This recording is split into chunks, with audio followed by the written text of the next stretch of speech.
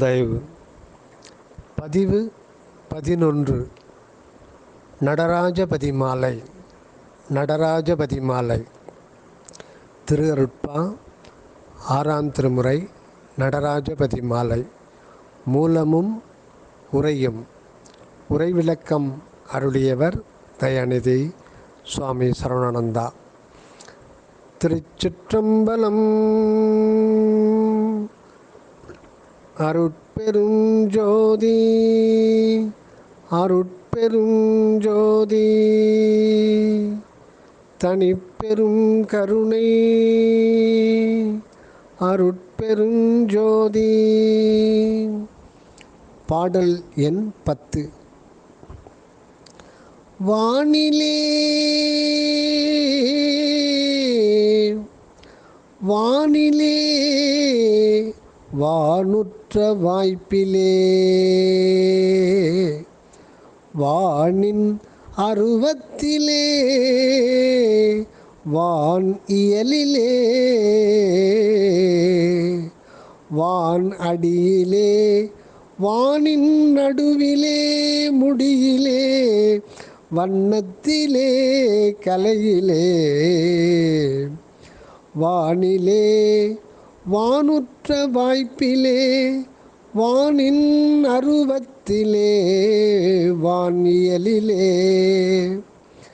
வான் அடியிலே வானின் நடுவிலே முடியிலே வண்ணத்திலே கலையிலே மானிலே மானிலே நித்திய வலத்திலே பூரண வரத்திலே மற்றையதிலே வளரணந்தானந்த சத்த சத்திகள் தம்மை வைத்த அருளுற்ற ஒளியே தேனிலே பாலிலே சர்க்கரையிலே கனித்திரளிலே தித்திக்கும் ஓர் தித்திப்பிலும் கூட்டி உண்டாலும் ஒப்பனே செப்பிடா தெல்லமுதமே தேனிலே பாலிலே சர்க்கரையிலே கனித்திரளிலே தித்திக்கும் ஓர் தித்திப்பெல்லாம் கூட்டி உண்டாலும் ஒப்பனே செப்பிடா தெல்லமுதமே தூணிலா வண்ணத்தில் உள்ளோங்கும் ஆனந்த சொரூபமே சொரூப சுகமே தூணிலா வண்ணத்தில் உள்ளோங்கும் ஆனந்த சொரூபமே சொரூப சுகமே சுத்த சிவ சன்மார்க நிதியே அருட்பெரும் சோதி நடராசபதியே சுத்த சிவ சன்மார்க நிதியே அருட்பெரும் சோதி நடராசபதியே. உரை விளக்கம். இங்கு அருள் ஒளியை வான் நிலையில் கண்டு வழங்குகின்றார். ஐம்பெரும் பூதத்தின் ஈற்றில் உள்ளது ஆகாசம் என்னும் இந்த வான் ஆகும். வெற்று வெளிநிலையே வான் என்றும் ஆகாசம் என்றும் விண் என்றும் கூறப்படுவது. இது அளவு கடந்து அகண்டமாய் சலனமற்று எங்கும் நிறைந்துள்ளதாகும். இந்த வெளிநிலை வாயுவின் செறிவுக்கும் சலனத்திற்கும் தக விரிந்து விளங்குகின்றதாம். பூமியை அடுத்து சூழ்ந்துள்ள ஆகாயத்தில் வாயுவின் வேகமும் ஆற்றலும் அதிகமாய் தோற்றுகின்றன. நில உலகத்தை கடந்து மேலே செல்ல செல்ல காற்றின் அழுத்தம் குறைந்து பூமியின் ஈர்ப்பும் குன்றி சாதாரணமாக மனிதன் மூச்சு வாங்க முடியாததாய் இருக்கின்றதாம். வானிலே இப்படி எத்தனையோ உலகங்கள் உள்ளன. அவற்றைச் சூழ உள்ள வான்வெளியிலே ஆற்றலும் இயக்கங்களும் பலவாக காரியப்பட்டு கொண்டே இருக்கின்றனவாம். இந்த வானவெளிக்கு எல்லை அளவு காணக்கூடாததாய் உள்ளதாம். இந்த வானுக்கு வண்ணமும் வடிவமும் என்ன என்றால், பொதுவாக நீல வண்ணம் என்றும் அண்ட கோள வடிவம் என்றும் கூறிவிடுவார்கள். இது உண்மை அல்ல. வானுக்கு ஒரு வண்ணமும் கிடையாது. ஆனால் அதிலே கலந்துள்ள வாயு பூதத்தின் செறிவு நிலையால் நீல வண்ணமாக தோற்றுகின்றது. வான்வெளியில் வாயு வண்ணம் பிரிவர கலந்துள்ளதால் வானவெளி முழுதும் நீலமாக தோற்றுகின்றது. கடவுளை எங்கும் நிறைந்த பரமாகாச சொரூபியாக கண்டு எங்கும் நிரம்பியவன் என்ற பொருள் கொண்ட விண்டு அல்லது விஷ்ணு என குறித்து அவர் நீல வண்ணமாய் இருப்பதாகவும் கூறுகின்றனர். விஷ்ணுமயம் ஜகத் என்பது ஆன்றோர் மரபு. அகண்டாகார வண்ணமாய் திகழும் ஆண்டவர் உருவம் அளப்பரியதாய் இருக்கின்றது. அப்படியுள்ள ஆண்டவரை கண்டு அறிந்து அனுபவத்தில் கொண்டு வாழவே இந்த தத்துவ நிறைவான மனித தேகம் வழங்கப்பட்டிருக்கின்றதாம். ஆண்டவரை கண்டு அறிந்து அனுபவத்தில் கொண்டு வாழவே இந்த தத்துவ நிறைவான மனித தேகம் வழங்கப்பட்டிருக்கின்றதாம். ஆகையால் அகண்டமாய் இருக்கின்ற கடவுள் கண்டமாய் இம்மனித உருவில் காரியப்படுகின்றார் என அறிகின்றோம். ஆகையால் அகண்டமாய் இருக்கின்ற கடவுள் கண்டமாய் இம்மனித உருவில் காரியப்படுகின்றார் என அறிகின்றோம். எனவே அந்த பரமனின் பரமாகாச வடிவம் இந்த மனிதனில் வெளிப்பட்டு நிரம்பி இவனது தேக பிரமாணத்தில் விளங்குகின்றதாம். இதனால் அக்கடவுள் பரமாகாச அல்லது பரமாகாய நிலையே மனிதனின் காயம் அல்லது தேக பிரமாணமாக ஆகியுள்ளதாம். காயம் என்பது ஆகாயமே. காயம் என்பது ஆகாயமே. ஆகாயம் அகண்டாகாரமானது. அகர எழுத்தின் தத்துவ காரண பொருளை உணர்த்தி கொண்டுள்ளது. மனித தேக பிரமாணம் எண்ஜான் அளவினதாய் இருக்கின்றதால் இந்த 8 என்ற எண் குறியீடு அகர எழுத்திற்கும் வழங்கப்பட்டுள்ளதாம். எவ்வுயிர் வடிவிலும் ஆகாச பூதம் நிறைந்து இளங்களின் எறும்பும் தன் கையால் எண்ஜான் என கூறப்படுகின்றதாம். எறும்புக்கு கையுண்டா என்றெல்லாம் கேட்பது அறியாமையே. எறும்பு மட்டுமல்ல, அணு முதல் அண்டம் ஈராக உள்ள அசர சர உயிர் வடிவங்கள் ஒவ்வொன்றும் அகர வண்ணமாகவே இருக்கின்றது என்பதுதான் கருத்தாம். இந்த தேகத்தில் நிறைந்துள்ள பூதாகாச நிலை இந்திரிய ஆகாசம் என்றும், இதுபோல் இதன் உள்ளீடாய் இருக்கின்ற சூக்கும காரண மகா காரண நிலைகளாகிய ஆகாசம் கரண ஆகாசம், ஜீவ ஆகாசம், ஆன்ம ஆகாசம் எனவும் உள்ளதாகும். ஆன்மாவில் கலந்து அதன் வண்ணமாயிருக்கின்ற மகா காரண ஆகாச சுரூபமே கடவுள் வடிவம் என்பர்.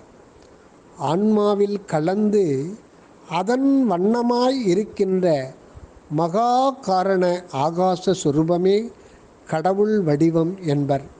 இதனாலேயே இந்த ஆன்ம அணுவே கடவுளின் சிற்சொரூபமாக கூறப்படுகின்றதாம். எந்நெறிக்கும் அதீதமான சுத்த சன்மார்க்கத்தில் இக்கடவுள் வடிவான பரவான் அல்லது பரமாகாசம் அகத்தே இலங்கும் அருட்பெருவானாக உள்ளதாம். இது அருள் அனுபவத்தே உறும் அருட்பெருவெளியாம். எந்நெறிக்கும் அதீதமான சுத்த சன்மார்க்கத்தில் இந்த கடவுள் வடிவான பரவான் அல்லது பரம ஆகாசம் அகத்தே இலங்கும் அருட்பெருவானாக உள்ளதாம். இது அருள் அனுபவத்தே உறும் அருட்பெருவெளியாம். இந்த அணுத்துவ நிலையில் புறவான் அனந்தம் கோடியும் அடங்கி உள்ளனவாம். இந்த அணுத்துவமாகிய அருட்பெருவெளியிலே புற நிறை வான் அனந்தம் கோடியும் அடங்கியுள்ளதாம். இதுதான் நம் அருள் வான்பதியின் பெரு மாண்பாகும். இயற்கை உண்மை நிறைவாகிய அருட்பெருவெளியும் அதன் கண் நிறைவுற்று திகழ்கின்ற இயற்கை உண்மை வடிவாகிய ஆண்டவரும் தான் அருட்பெருஞ்சோதி நடராஜபதியாக அனுபவபூர்வமாக கண்டுகொள்ளப்படுவதாம். இரண்டாம் அடியில் நம் அருட்ஜோதிபதியின் அருட்கோள் நிலை, அதாவது அருட்சக்தி அமைந்து நின்று வெளிப்படுகின்ற முறை பற்றி தெளிவு செய்யப்படுகின்றதாம். மானிலே மானிலே நித்திய வளத்திலே பூரண மனித தேகம் கடவுளின் அருள் அனுபவம் வெளிப்படும் இடமாக இருக்கின்றது. பொதுவான உண்மை இதில் இதயஸ்தானம் மன அறிவு சக்தி காரியப்படும் இடமாக உள்ளதால் சுத்த மனத்தின் சத்துவ குண இயல் மானுக்கு ஒப்புவமை கூற இடம் தரலாலும் இந்த இதயமே உடலின் இடது பாகத்தில் சார்ந்திருப்பதாலும் இந்த இடது பாகத்தே விளங்க வந்தவனை மானிடன் என்று கூறுதல் பொருந்துவதாயிற்றான். ஆகவே நம் அருள் ஒளி ஆண்டவர் விளக்கம் முதலில் வெளியாகிடும் அனுபவ நிலையை குறிக்க வந்தவர் மானிலே என்று சுட்டினார் என்க. இந்த தத்துவத்தை அடிப்படையாக கொண்டு தான் சிவபதியின் இடதுகரத்தே சிறு மான் கொண்டு விளங்கச் செய்து விட்டனர் சிவஞான சிற்பர்கள். ஆகவே இங்கு மான் என்பது இத்தேகத்தின் இடது பாகம் என தெரிந்து கொள்ளக்கூடும். அடுத்து வலத்திலே என்கின்றார். அதுவும் நித்திய வலத்திலே ஆகும். அருள் விளக்கத்திற்கு நிலைக்கலனாக இருக்கும் ஆற்றல் கொண்ட பாகம் சூரிய சக்தி விளங்கும் வலக்கூறாக இருக்கின்றதாலும் இது நித்திய ஆன்ம வடிவத்தில் விளைவு கொண்டிருத்தலாலும் குறிக்கப்பட்டுள்ளதாம். இந்த சந்திர சூரியகளா விளக்கம் கொண்ட இடது வலது புறத்தை சுற்றியவர் மேலே பூரண வரத்திலே என்கின்றார். இது உயர் நிலையில் விளங்கும் தெய்வ ஒளித்தலமாகிய சுழிமுனா இடமாம். அப்பதிதானே நமக்கு பூரண வரமாக உள்ளதாம். எனவே இடகலை பிங்கலை சுழுமுனையின் பாகங்களில் நம் அருட்ஜோதிபதியின் உண்மை வெளிப்பட்டு இலங்குதல் அறிவிக்கப்படுகின்றோம். இந்த மூவிடங்களை சிறப்பித்து கூறிய பின்னர் இந்த தேகத்தின் மற்ற கூறுகளாகிய அகப்புற கருவி கரணங்களையும் அவற்றின் ஒவ்வொரு சிறு பகுதிகளையும் சிற்றணு கூறுகளையும் அவற்றின் செயல்களையும் அச்செயல்களுக்கு உரிய ஆற்றல்களையும் அருளிக் கொண்டுள்ளது நம் அருள் ஒளியே என குறிக்கப்பட்டுள்ளதாம். மேற்படி கடவுள் அருளால் பெறுகின்ற இன்பானுபவம் ஒப்பற்ற தெல் அமுதத்தால் அடையக்கூடியதே போன்றதாம். அந்த தெல் அமுத சுவைக்கு நேர் வேறு ஒன்று இல்லை என்பது உண்மையாம். உலகிலுள்ள எந்த சுவை பொருளிலும் காண்டற்கரிய அருட்பெரும் சுவையுடையது இந்த அருள் அமுதமாகும். இக்குறிப்பு தேனிலே, பாலிலே, சர்க்கரையிலே, கனித்திரளிலே தித்திக்கும் ஓர் தித்திப்பு எல்லாம் கூட்டி உண்டாலும் ஒப்பென செப்பிடா தெல்லமுதே என்றதால் பெறப்படுகின்றதாம். முடிவில் அருள் அமுதத்தை அக மெய்யறிவிலே கண்டு போற்றுகின்றார். அருள் அமுதத்தை அக மெய்யறிவிலே கண்டு போற்றுகின்றார். அது தூ நிலா வண்ணம் உடையதாம். அகம் வளர் அருட்பெருஞ்சோதி மதி தூ நிலாவாய் நித்திய பூர்ணமாய் நிலவுகின்றதாம்.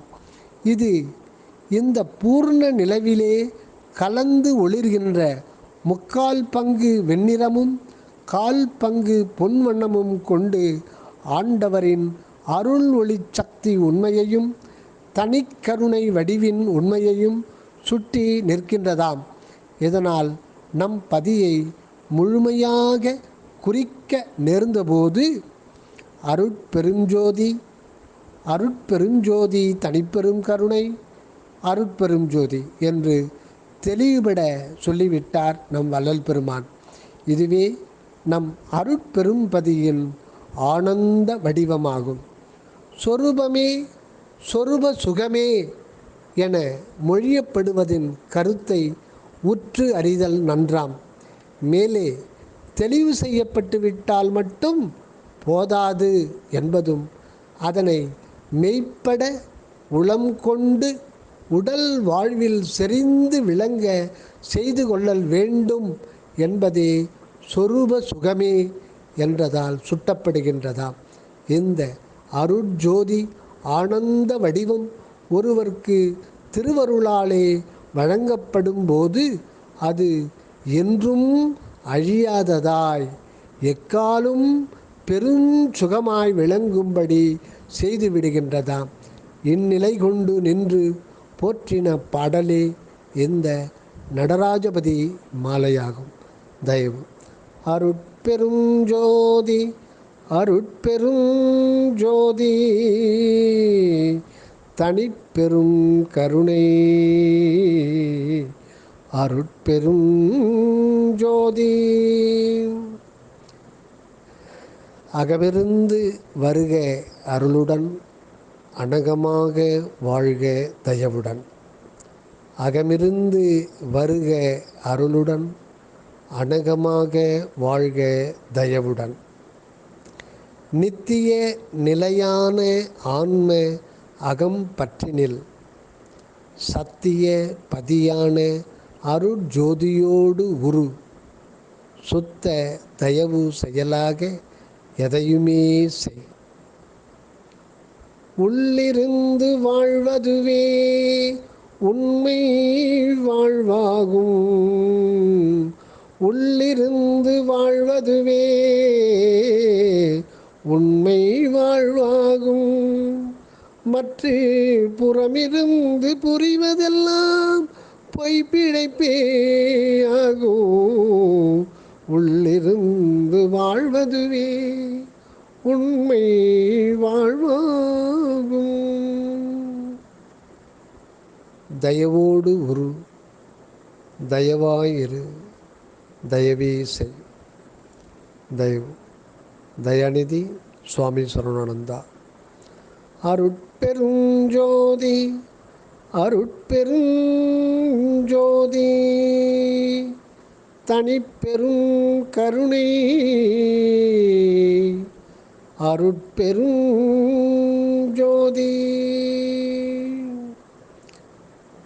தயவு